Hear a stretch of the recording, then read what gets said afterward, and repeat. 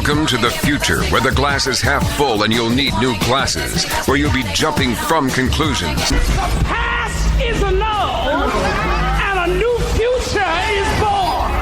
Never before in history has so much meant so little to so many. AD on the radio.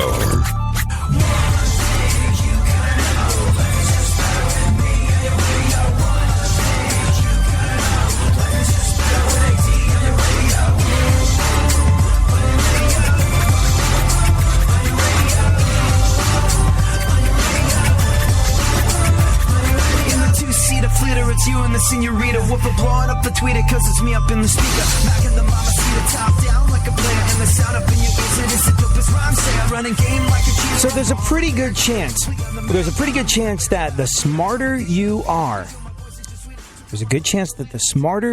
are, the more checked out of our political process you are as well. Now, I'm not saying that you're a dummy if you're following everything as it unfolds, because it's like a soap opera. It's like watching As the World Turns with politicians that can't get it together. If you have that kind of morbid curiosity about the political process in this country as we get ready to pull the lever of democracy and elect a new president of these United States of America, a new occupier of the White House in 2017, who could blame her for that? But people that don't like to watch the worm turn. Some of the smartest people I know, some of the most responsible, I'm going to vote, I pay my taxes, I'm an American, people I know are completely checked out because it's been like, what the? No, I prefer not to think about it. I just want to handle my own stuff and just figure out what the storm is going to be and then figure out how to ride it out. And I know this because one of the smartest people I know, one of the most involved Americans I know, we were talking over the weekend. He's like, so yeah, there's Trump, the establishment hates him and Cruz refused to endorse him and they're all divided over there. And then we're all divided because did some other email thing happen? Was the question. Did some other email thing happen? And for those of us that have to follow the worm as it turns, as part of our job, we forget sometimes that the smart money really is on checking out of the whole thing and looking after your own stuff. And for those that are doing that and have that question, didn't some other email thing happen? This is a deal. It was chaos. Absolute chaos at the at the start of the U.S. Democratic Party convention today. There are protesters in place booing Debbie Wasserman Schultz. Why? Well, here's the deal. The other email thing that happened was a bunch of emails were leaked showing that Democratic officials worked to undermine Bernie Sanders in his presidential primary battle with Hillary Clinton. He was doing a little too well, so the DNC went, we got to figure out a way to smack you down a little bit. We're establishment Democrats, and we want an establishment Democratic candidate. Now, a lot of people saying, huge scandal, this is not the will of the people. And all of those people that are saying that is, you're right. You are right. But here's the thing. It's not exactly new. This is not something that has failed to happen in the past. This is maybe just a little bit more readily available to everybody because this is the first election to be fought and won on Facebook and Twitter and all these forms of social media where information is absolutely instant. A lot of people are saying that Bernie Sanders ran one of the cleanest presidential campaigns in modern history. And his own party sabotaged him.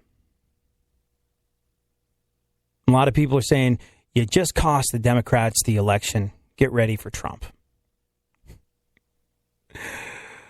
Grab something. Take a hold of something. Trump is coming in dry. And it's because of this. And it's crazy. Democrats, for the longest time, were pointing and laughing at the Republicans, at the GOP, going, ha, ha, ha. Oh, you guys can't get it together. You're so divided. You're so divided. And establishment Republicans there's a large Never Trump faction in them. And basically, it's a flip-flop. The establishment won with Hillary Clinton on the Democratic side. On the Republican side, the establishment lost. They didn't get their Jeb Bush, as everybody expected they'd have. So it's interesting times. And times where I would remind you that you want to take a hold of your individual liberty. Individual liberty is individual power. And as the power of a community is a mass compounded of individual powers, the nation which enjoys the most freedom must necessarily be, in proportion to its numbers, the most powerful nation. Individual liberty. John Quincy Adams. Let's start the show.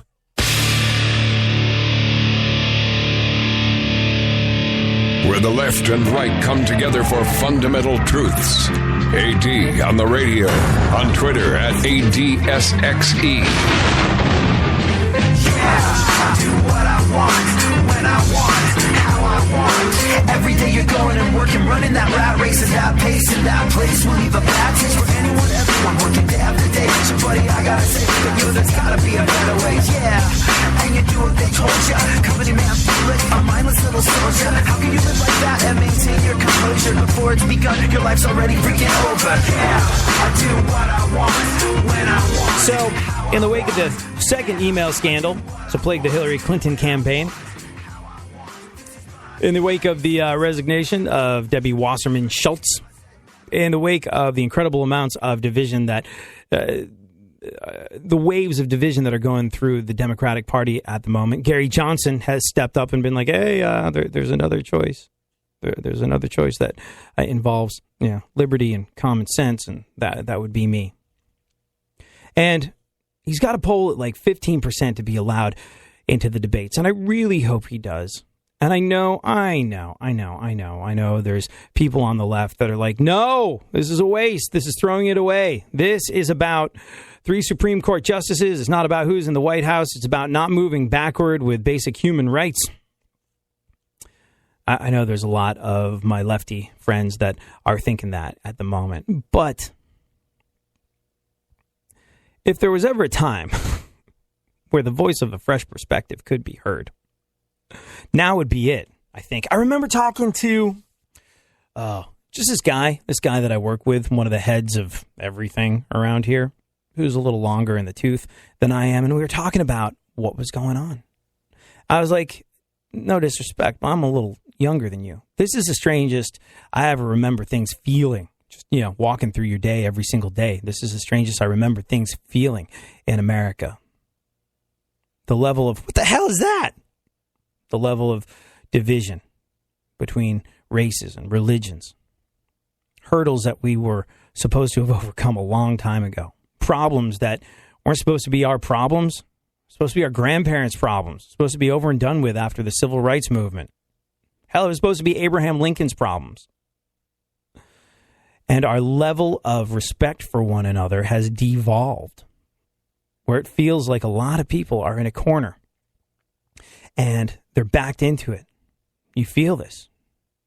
A lot of people I know feel this. I've talked to them about feeling this way. Maybe you feel this way, but you feel maybe like you're backed into the corner. The world's gone mad, and you're just going to swipe at anything that comes your way if it threatens your happiness, your family's happiness, your way of life. Everything that you've worked so hard to put together in this world. You're just going to be backed into this corner. Do your best to protect yourself. Do your best to ride it out. And I understand that. And in a sense, that's that personal responsibility we talk about every single day on this show. About you being in charge of your own life. About you being in charge of how your day goes when you wake up in the morning. Stuff that we've talked about a lot, and we will continue to talk about it because it's so important. And I get that. I get that lack of a sense of control of your world, of your life, of your surroundings. When you find out stuff like this, when you find out, hey, wait a second, Bernie ran this really clean campaign, and it doesn't matter if you're on the left or the right, but you're going, Bernie ran this really clean campaign, and he gets effed over by his own party. What the hell, man? What the hell? Stuff like this has been going on since the dawn of time. It's just because of the way mass communication works in this day and age that we are that much more aware of it. It's that much harder for political spin to take place. It's that much harder for scandal to be squashed in this day and age. And you got to think why. Along with the crazy amounts of division that exist in this digital age, there also exists more individual power. Remember this. If you feel backed into a corner, if you feel like you're just negated, if you feel like, oh man, what's the point of anything? The whole thing is rigged. Look what they did to Sanders. Look what they did to Jeb Bush. Look at all this. Look at, oh man, the two sides can't get it together. They're fighting, they're sniping, and what's really real anymore? And should Hillary be in jail? I don't know, but I'm scared of Trump. And well, oh God, these are conversations that I hear people having with themselves and with everybody around them all the time. And I would remind you that though you may feel helpless in this day and age, there's never been a time where individual power means more. That's why Trump is so up in the game the way he is. He did not have to buy the nomination. He spent money, sure. However, I don't think it was a patch on the amounts of advertising dollars that other people have had to use in the past. We live in a day and age where the power of the individual supersedes those with a ton of cash in some ways. Obviously not always, not in many ways, but individually, you've got more power at your disposal than you ever have before. And it's not all about getting on the internet and disagreeing with people. That is a waste of your time and their time. And let's be real here. If we're looking at America and the level of productivity that is displaced by people having never-ending arguments that will go nowhere and will not be resolved online, on Facebook, in the comment section of YouTube, you're kind of robbing America of some productivity, and you should maybe be a little ashamed of yourself. But people want to feel they have a voice, and that's cool. And what I'm here to tell you is that you do have a voice. You've got a more pronounced voice than you ever have in the past. And if you're wondering, how is this possible? I can't do anything about the stuff that's going on in the world. Can't do anything about the coup in Turkey. Can't do anything about people being unjustifiably shot by police. Can't do anything about police being gunned down as an act of race war. Can't do anything about these things. Yes, you can. It starts with you, the power of you, the individual liberty that we talk about on this show every single day. You be the better version of yourself at home, at work, to your friends, your family, your loved ones. Be the type of you that you want to be in the world you want to see. It starts with that, and you can do it today.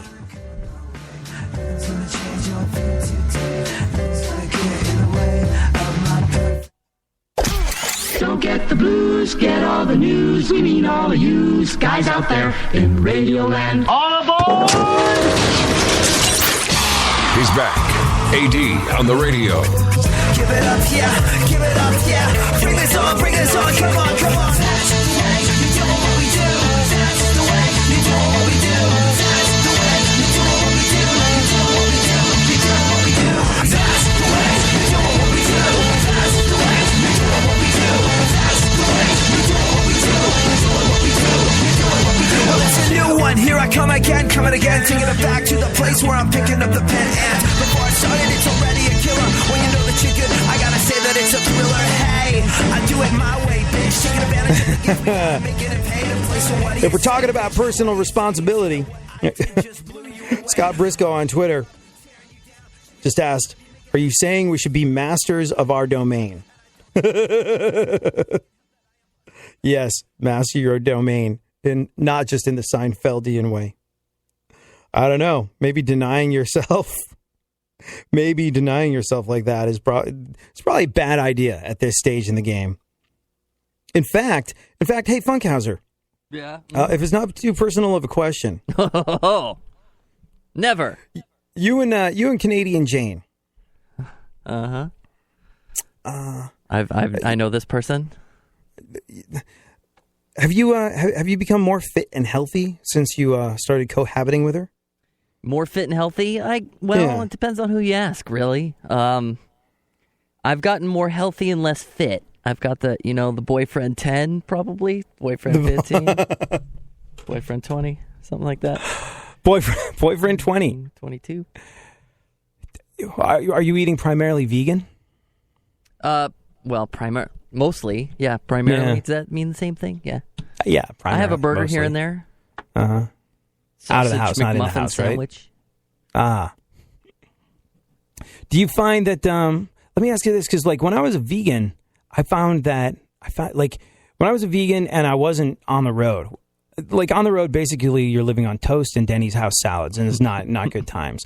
But if you can be at home and be like, today I'm going to have a tofu pup. Today I'm gonna eat some peanut butter because that's got protein in it. If you have some options, if you have some options as a vegan and you actually take care to get the right stuff, you can get all the right stuff, and it's a totally fulfilling thing. But if you are not getting that proper balance, if you just wind up being really hungry and being like, oh, another serving of vegetarian pasta, please. Another serving of vegetarian pasta, please. I feel sleepy and I've put on a whole bunch of weight. Like I know. Everybody thinks that like vegans are these supremely healthy folks, and you can be if you're a vegan. I know this one guy who's a vegan bodybuilder, which is the craziest thing, because you would never think that any of it's possible. And he was like, yeah, I wanted to see if I could, so I did. And he's like huge and ripped, and he does it without ever eating meat. He gets protein from, I think hemp, I guess, has protein in it, and it's not like he smokes a bunch of pot. He lives in a place where pot is not legal medicinally or recreationally, but hemp protein is, and he has a lot of that in his smoothies, I guess. And huge, ripped dude. But if you're not like that, you'd be surprised how many vegans are pale and pasty and just wind up overdosing on carbs because they're looking for something to fill them up. They eat a whole bunch, but because they're not getting the right things, they're still hungry, so they shovel stuff down their cavernous, gaping gullet and go, how am I a vegan and still waddling and sweating? These two things are supposed to be mutually exclusive. So, do you think you've run into that a little bit, Funkhauser? Yeah. A little bit. A little bit. You have dinner and you're like, that was great. Now I'm ready to eat. Well, my latest fascination has been with homemade pizza. So I've been making pizzas, and when you have pizza without meat on it or cheese, it's like, I could have another pizza. I could have a third pizza. Yeah, why don't we just pizzas like for everyone? Rivita cracker with some leaves and tomato sauce on it. That's what that is. Yeah. That was a rueful laugh, wasn't it, Funkhauser? Well, yeah. Because that's what you... Well, let me ask you this. How... it's got to be difficult, because don't you guys live with Canadian Jane's brother? Mm-hmm. He's also sort of vegan. Vegan-y. But, when you have the brother of your significant other living under the same roof as you, does that sort of eat into the amount of time you feel comfortable getting busy in the way that romantically involved couples like to do? Yes. Yeah. Again, that was rueful. Well, that might be part of the problem, because apparently, if you were getting busy like a lot, it could keep you from overeating. I know it sounds like we're on the Oprah Winfrey show, like having more sex could help with weight loss, and it does sound like something that you would read in one of her magazines. But here's the thing: it's true. It's true, and it kind of sort of ties into something that we talk a lot about in this show. We are built for service, not servicing one another, but we'll get to the chemical reaction that takes place when you get busy with your significant other that stops you from becoming a big fat lard ass fat-filled fatty a little later on in the show. Right now, though, let's take a look at the events of today in our segment, My Witness News. Funkhauser. Yes. How are you? And besides hungry and undersexed, how are you? They're starting off a Monday. And also, I don't have practice in this anymore, so I might get words wrong. What do you mean? Yeah, because Brandy's been doing it. Yeah, I'm not. Our intern's been reading the news. Yeah. I love it when Brandy reads the news, but I love it when you read the news as well. There's a certain amount of to it. Like, hey, there's something that we did for a really long time. This is familiar. This is cool. I like it. Read the news, Welcome Funkhauser. to News Boulevard. As only you can. Last Thursday night was the final night of the Republican National Convention. Yeah, The event cost millions of dollars, but no worries. I believe Trump plans to make Mexico pay for it. No more chance about Hillary Clinton of lock her up, unless Bill Clinton talks in his sleep. It's interesting. Go on. Sarah Palin said Ted Cruz's movie was a career ender. You mean his move? Yeah. His movie? I was going to ask you if he made a movie, because... Yeah. Yeah. She is, of course, referring to Ted Cruz speaking at the Republican National Convention and failing notably to endorse Donald Trump and saying, vote your conscience, which is as close as he could get to saying, don't vote for Donald Trump, as he could get without saying it. And people are saying what a courageous move it was. It would have been more courageous to go up there and say, don't vote for Donald Trump. Here's the thing. Apparently, the RNC and Donald Trump approved his speech. And this is what you want to do. Fine. Won't make a lick of freaking difference. And Sarah Palin said Ted Cruz's move was a career ender. Yeah.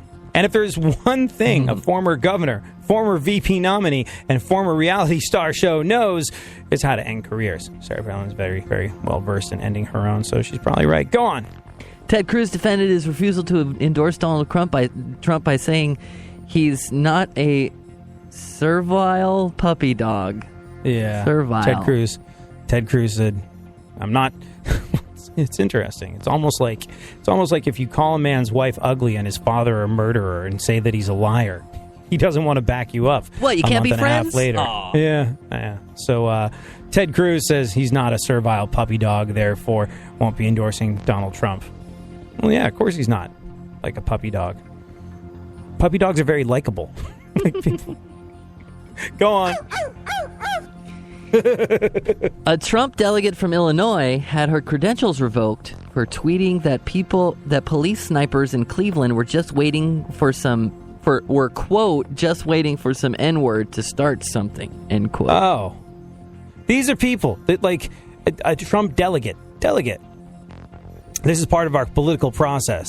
This is, maybe not to this specific person, but when we pay tax dollars to the people that run the country, being the republic that we are,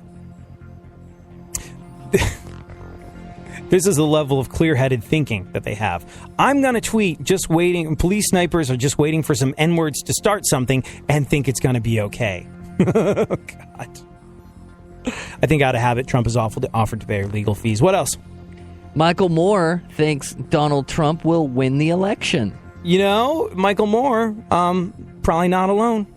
After what happened with the emails coming out and revealing that there were shenanigans and shenoogling going on with denying Bernie Sanders the type of shot Sanders supporters feel he deserved. This might have cost the Democrats the election, and Donald Trump could win. That's a feeling Michael Moore has in his gut. It's gut feeling. Big, huge, soft, jiggly gut feeling. Go on. Lena Dunham will speak at the DNC. Yeah.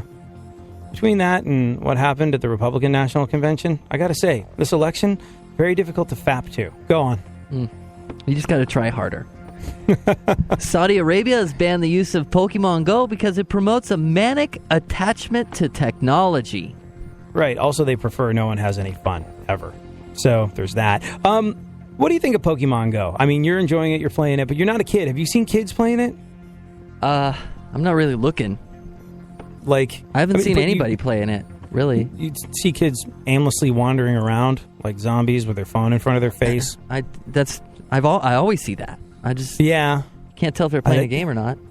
I was thinking, I was just like, it's kind of like back in the day when people go run around outside. You'll cheer up, get in the sunlight. You'll be happier. And do you remember, like, you used to have to go on scavenger hunts when you were at day camp and stuff, like back in the day? Like, today we're having a scavenger hunt. Yeah. It's kind of sort of what it is. So, in a way, it's bringing back that 1970s summer that people talk about so often. No, take a drink straight from the hose. Just go on an adventure. Run barefoot through the grass. You know, you might need immersive technology and the most addictive app of all time to get you there, but it's sort of getting us there. But I don't know. If you had a kid, would you allow them to wander around outside playing Pokemon Go? Depends on the Pokemon nearby, I think. You know, depends on the feet print. I guess it would also probably depend. Here's the thing. Well, I mean, when I was a kid, I could hang out until the streetlights came on. So, why can't we do the same thing? Anywhere in the neighborhood? Were you allowed to go anywhere in the neighborhood? Pretty much, yeah. I mean, and I didn't live in a good neighborhood. From 8 until ever. Right. From like 8 on, I think. Yeah, no, it's interesting. I wonder about that, because, like, would I be happy with my 8-year-old if I had one wandering the streets with a screen in front of their face, maybe walking into traffic or maybe getting snatched by someone? I'd be very uncomfortable with it, but it's the type of freedom that we had growing up that I think made us the people we are. It's interesting. Yeah, plus, very, very your parents didn't want you hanging around all the time anyway. Get out of the house and go do something. Yeah. Well, my parents had a hands-off attitude toward parenting. Like, don't hurt yourself, or you're going to get in big trouble when you get from home. a very young age. They're like, no, we're not going to drive you over to this kid's house. Walk to the bus stop. That's only a half mile up the road. Take the bus to the train station. Get on the train. Go there.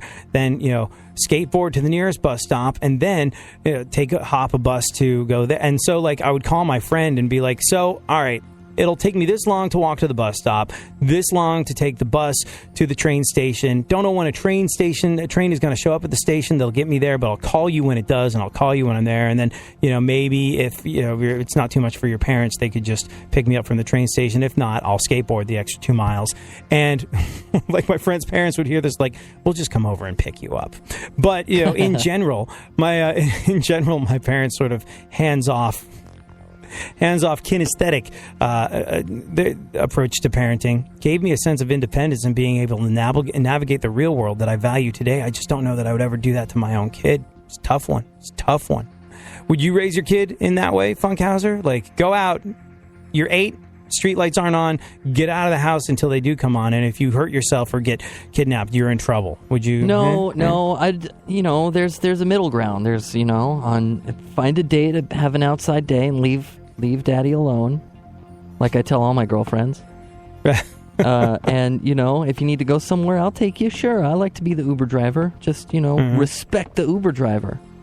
I think that's why things like shopping malls and arcades and bowling alleys and public places that have a sense of being safe, even though really they're not safe at all. But like, you can drop your kid off the mall. I'll pick you up at the mall 3 hours later after you're done drinking Slurpees and hitting on girls that won't talk to you. Like that it's an important part of growing up. Little sort of like training wheels to the outside world, like shopping malls, arcades, going to the beach, stuff like that. Those were important ways to grow up back in the day. And I wonder if when we have kids, we'll feel comfortable doing that. Sounds like Funkhauser will. We'll get see. out of the house. Daddy doesn't want to be bothered. Sound like my parents.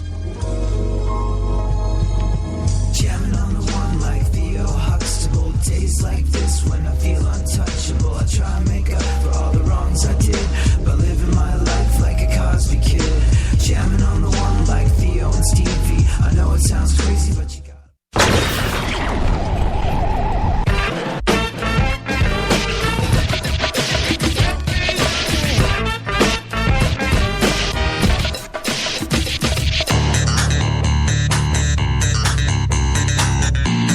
Now, more AD on the radio.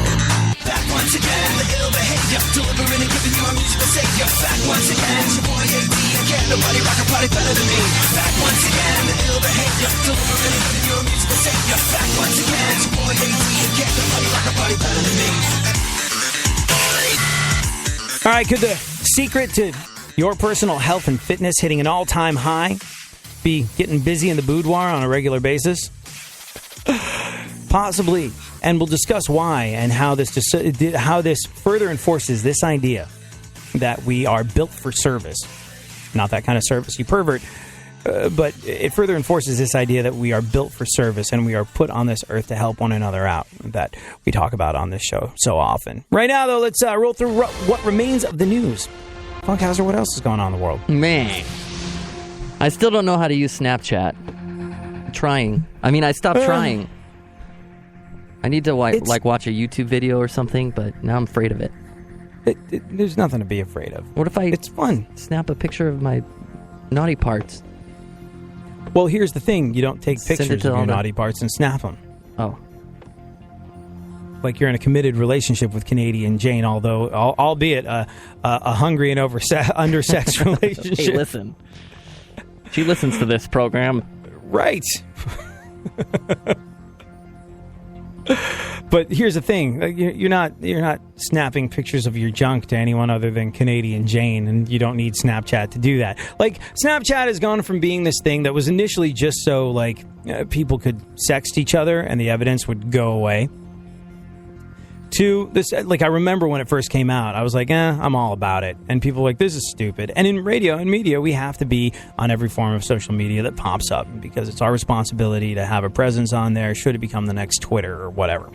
And so I was on Snapchat, and everyone around me was going like, this will never be a thing. I was like, really? Because it just got bought for $1 billion. I think it's going to be a thing. You don't just let something like that die on the vine. And all of a sudden, it's got all these official partnerships with folks like Major League Baseball and iHeartMedia and things of that nature. Like, it's this big, legit platform. And it has no permanence whatsoever unless you decide to save your stuff and upload it to something else. But nevertheless, it is an interesting one. And Funkhauser, as part of the broadcasting community, our overlords would tell us that it is your responsibility to be on it and have a presence and be able to do something with it when the time comes. I'm on it. I just don't know how to use it. Yeah, just no snapping pictures of your junk. Okay. What about like my house junk? No. Check out this extra hutch. Yeah, you might be able to sell your extra. That's funny. That's funny.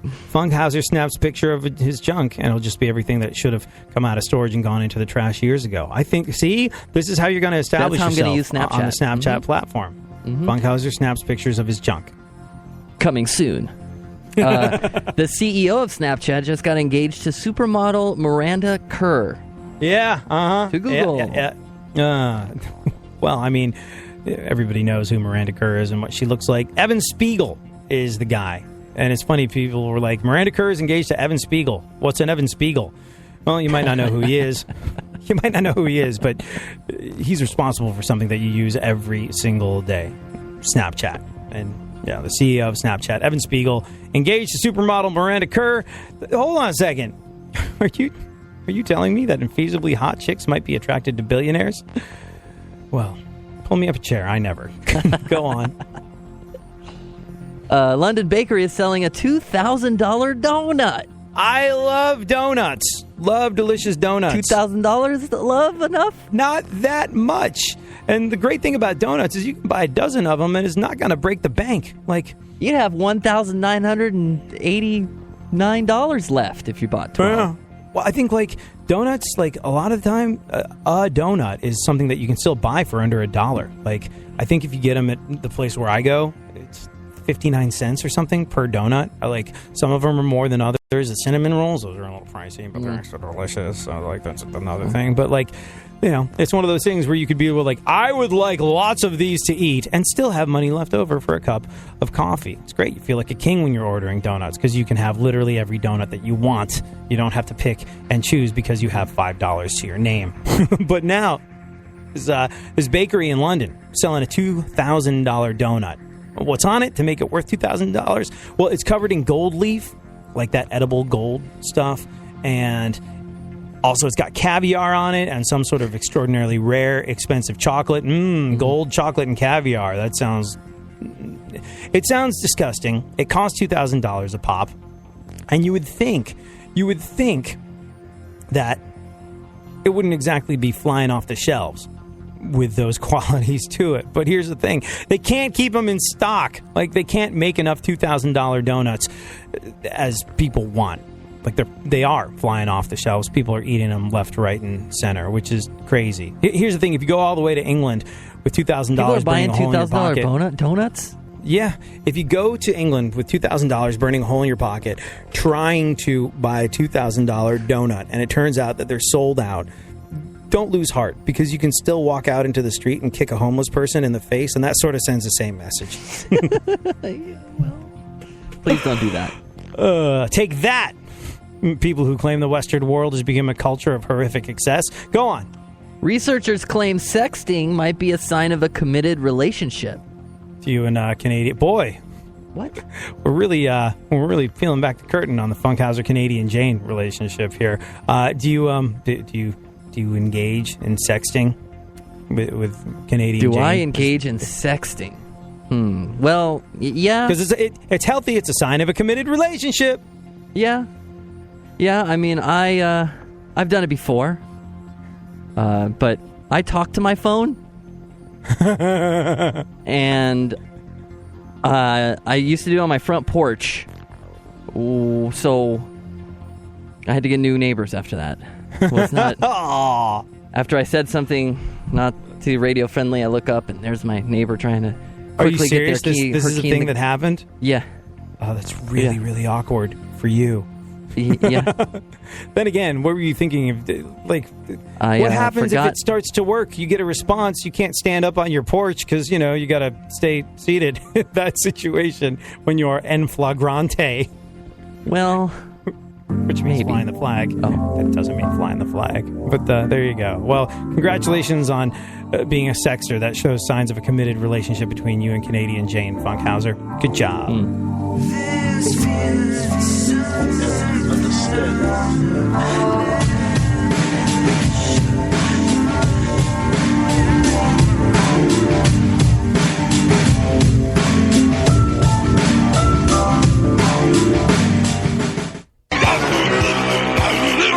There's something happening here, and you should know what it is. The Dumbing Up of America. Now, more AD on the radio.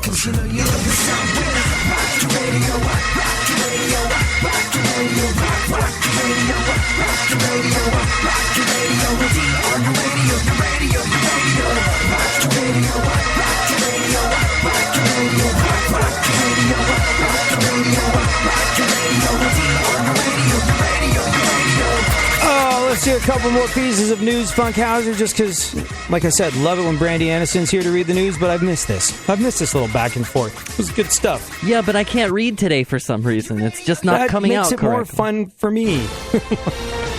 Fine. The View is getting rid of co-host Paula Ferris. Yeah, well, I think I speak for all of us when I say, Who? who's Paula Ferris? Hold on, Googling. You shouldn't. Just don't. The View, Good Morning America. Let's see this picture. Oh, she seemed like, judging by the picture, and I could be wrong because I've never seen the television show, but she looks nice and normal and friendly, which is probably why she probably has no place on The View. Too bad, so sad, Paula Ferris. Go on, Funkhauser. Jennifer Hudson, J-HUD, will... That's a real one, right? I think that's a real one. Jennifer. Will co-star in Adam Sandler's next straight-to-Netflix movie. Highly anticipated. Yeah. Also, I think her performance includes an original song called I Will Work for the Paycheck Now. Now I work for the paycheck. So did Adam. So long, farewell, integrity. Netflix has a lot of cash. Go on. Yeah, this movie's titled The Number 5 Movie of 6. Woody Harrelson turns 55 tomorrow. Right, and if you want to get him a gift, you can't go wrong with a crap load of weed. Only 55? I thought he was much, much older. Really? Yeah. He was in Woody Cheers. Harrelson? He's in Cheers. That was a I guess long he was- time ago. I guess he was pretty young when he was on Cheers. Yeah. Like, that was Must the be 80s. So like 30 years ago, he would have been 25, right? Mm-hmm. Yeah. So there you go. He was like 25 when he was on Cheers. Do you ever see? I was never really a fan of Cheers, but do you remember the one where like the French guy kept saying to Woody, I'm going to steal your girlfriend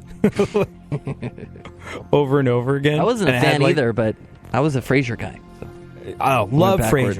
Frasier. I'm binge watching Seinfeld and Frasier. Like it's 1997 at the moment. Like it's good stuff, man. It's awesome. Like there's a level of writing that I just don't. I don't know. I guess some new shows are clever and some of it's familiarity and you grew up on it, but it gets smarter and fresher every single time I watch this stuff. It's interesting. I was talking to my sister was hanging out over the weekend, and she and her husband both. She and her husband both work in comic books, and we were talking about some of the stuff that we grew up on, and I was like, "Gosh, it's really creative and interesting and groundbreaking." And some of it was cheesy and awful, but like I just feel as though there was there was a readiness to accept something just because it had merit in its creativity, and that spawned a certain amount of quality that you just kind of don't see at the moment. It feels like everybody's just on this thing where they're turning and burning and hoping literally anything sticks against the wall. But it feels like nothing has the care. Nothing really has the budget, I suppose, to nurture creativity the way it used to. Like, look at us. We are probably the most creatively nurtured show on the radio. And you know how they do it? By not paying us. Yeah. That's the thing. Check out our self-sustaining garden. See? Yeah, check out us. We don't have to do anything. Yeah. No, I mean, and it really is how radio has become. Radio has become like hairdressing. It's like, we're not going to pay you money, but here's your chair, and here's a chance to build your business. Cut some hair. I think that's sort of the way things are going, and that's cool. You know, it's sort of like we have considerably more resources at our command than somebody that decides to start a podcast out of their garage. So that's cool, and I like that. And look, barely. You could go coulda, shoulda, woulda about what happened in the past, and wish that you were signed for $5 million to go fart into a trash can and see if that sounded okay on the radio, which they were more than willing to do back in the 90s. But I was talking to my sister about it, and like, why do we keep coming back to these shows? And she was like, the economy was great, you know, and in times where the economy is good, people are much more willing to finance stuff and see if it goes somewhere, you know, like knowing that there could be tremendous returns on it if it does. Like, look at Seinfeld. Seinfeld didn't catch on until the 4th season. They essentially didn't really see a return on their investment for 4 years. Now you get 4 episodes. Oh, it's not making us lots of money. Abort. We've got 18 other things that we want to try out. And it's interesting, that care with which things are developed. And this goes for every area of life, doesn't exist now the way it used to. And maybe it will again, but I guess the bottom line is to remember that it's not. And you can beat yourself up going, I wish I was doing this 20, 30 years ago when everything was different. And this, like I said, applies to everyone's area of life, not just mine and I would have been 5. Yeah. And the thing is, like, you go, I wish it could be, I wish the way it was then, it was now. But World's it's not. youngest talk radio host. 5. And you gotta, and you gotta figure out how to, like I said, navigate that terrain and make it happen for yourself in 2016, and not bemoan the fact that it's not like it was for your pops. It's the same way every way. It's interesting. There's talk. I think most companies now will do absolutely everything that they can to avoid having people work overtime. Like salaries, I think, haven't necessarily moved with the times. It's not uncommon for people in this day and age to go, you know, I'm doing the work of 3 people in my industry and getting paid less than somebody was 10 years ago. That's not the way it should be. And that's kind of par for the course. But I think the thing that is missing is the overtime. Nobody gets paid that time and a half anymore because companies will do everything they can to avoid it. Why? Well, I don't know. Maybe it's sort of like massive amounts of corporate tax that causes people like Burger King to buy a donut chain in Canada so they could be over there and pay only 15%. I don't know. But far be it for me to suggest something like that. How are we going to vote in the next election? Could be interesting. Weren't you talking about a Trump tax? Oh, yeah, 8-10%. Here's a Nostrafunkus right now. There's the Nostrafunkus is saying that... saying that very soon we'll have Trump tax. A tax to Trump the tax. Trump tax, 8-10%. Everyone must pay a Trump tax. Nostrafunkus says it today. It's interesting because, like, it doesn't seem to have come up so much recently. But I remember the tax code was like a big deal. It was a big deal when the whole sort of like when the electoral process began a little while back. Everyone was talking about the tax code. I feel like I haven't heard a whole lot about it recently. And I was always sort of on the side of like, if you make $1 gazillion, then pay the same amount of tax that I do. Someone that doesn't make $1 gazillion, and that seemed okay to me. And I started thinking about it though, we all have to deal with the same world. And when we were talking about that guy, the dude that signed with the Indianapolis Colts, made more money than anybody else on the face of the planet ever has in the world of professional football, like $156 million or something like that, 87 million of it being guaranteed. You do the math and you realize that unless you're living in like Florida or Texas or someplace like that, you're basically going to be paying $35 million in taxes to Uncle Sam. And I get irate paying the amount of tax that I pay and having a pothole at the end of my road. Well, if somebody that just paid $35 million on April 15th drives over that same pothole, I would imagine they'd be 35 million times more outraged that that's something that they have to deal with, having paid what they just paid. It's interesting. Is there an easy answer? No. And you know what? It doesn't seem like anyone's addressing it anytime real soon. So we'll just have to sit and wonder. And like I said, navigate the terrain the best we can and make the best of what we've got in the times that we live in. We play the cards that we are dealt over and over and over again. As soon as we realize that we're doing that, and it's our responsibility, because other people can't be trusted. Other people are a part of a rigged system. Your elected officials. Elected is a word that is over and over again being used in parentheses these days with an asterisk at the bottom going rigged. It really just falls to you, doesn't it? Same way losing weight does. Funkhauser, how much time do we have? Oh, gosh. 4 minutes. Just enough time to tell me how fat I am. Thanks. You know, I don't think of you as a fat person. I see you, I go, Funkhauser. Like, if I had to describe you, what would I say? Like, if someone said Funkhauser, I don't know, what does he look like? I would say, he kind of talks like David Spade, and he has he's sort of a skinny guy that wearing a flat tire. He's a likable Joe that's skinny and talks like David Spade. I would describe you as a skinny individual. But are you, what is it, that skinny fat thing? Oh, yeah. Well, you know. Yeah. Well, but I mean, were you ever like a ripped-toned, shredded super athlete? Do you miss the six-pack of your early 20s? I was never like ripped, but I wasn't. Can't fit into these pants anymore. Well, here's the thing. I'm not sure you needed another reason to go do it as much as possible, but here you go. New study out of York University in England found out that getting it on could keep you from overeating. So, Funkhauser, you're overeating, and because you live with your girlfriend's brother. Yeah, nothing goes down? I just play the music. That's about it. Yeah, there's not as much action in the boudoir as you would like because, you know, it's awkward having the brother in the other room. Yes. I never thought about it until now, but that's not an idea. That is. Hey guys, what's going on? Oh, I'll come back later. That is not like just a roommate situation is not ideal for that sort of thing. Unless you're like in college and be like, those two are doing it back there. Let's clap when they're done. It's fine, you know, we're college. But like as you enter the realm of adulthood, I would imagine a roommate situation is prohibitive when you're looking to get it on. Even more so when it's the object of your affection's brother.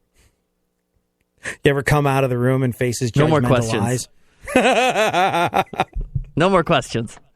You ever come out of the room and have him be like, well, I was eating a meal. Somehow I'm not so hungry anymore. Oh, man. And you go like, well, because I had to stop in the middle of things and now I'm frustrated. I'll eat it. Nom, nom, nom, nom. I'll eat these along with my feelings and my frustration. New study out of York University found that getting it on could keep you from overeating. Why? Well, researchers found that one of the best ways to eat less is to make sure your body is producing lots of oxytocin. Oxytocin is basically your body's internal love drug. It's that thing that is responsible for a mother's love when her kid is first born. Like, her body is flooded with this chemical oxytocin that your body produces itself, and she's overwhelmed by feelings of love, and that is what creates a mother's love. It's an amazing and wonderful chemical, and it makes you feel great. Now, when you get busy, you flood your body with it. You feel awesome. And you're less likely to eat when you're flooded with this love drug, oxytocin, that your body produces naturally. Yeah. Now, here's the thing. Oxytocin, having this in your system, not only makes you feel good, but like I said, takes the edge off of your appetite. Makes you feel more fulfilled in other areas of your life to where you don't get bored. You don't overeat, you know? That whole thing, like ever since I've been with the perfect person for me, food tastes better. But also, you know, I noticed the amazing words in all my favorite songs that I hadn't noticed before. The birds sing prettier. But bottom line is, other things, dancing, singing, doing favors for other people, that all produces this feeling of love, which produces oxytocin. It goes back to what we're saying. We are built for service. You do a favor for someone, you pick up someone's groceries when they drop them in the parking lot of the grocery store, your body's going to be flooded with the same stuff. It's not as much fun as getting busy, but it'll make you feel good. It'll take the edge off of your appetite, and it's further proof that we are built to serve one another. There you go. A lot of times you feel like it's cool to turn the other cheek and give people the benefit of the doubt even when they don't deserve it. And sometimes you feel good about yourself for being the better person and doing that well.